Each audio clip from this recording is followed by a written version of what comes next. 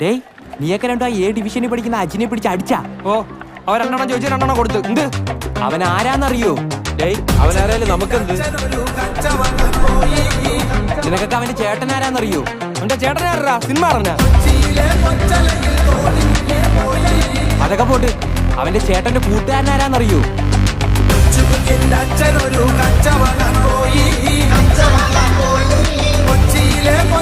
തീർന്നടാ, നീയൊക്കെ തീർന്നു.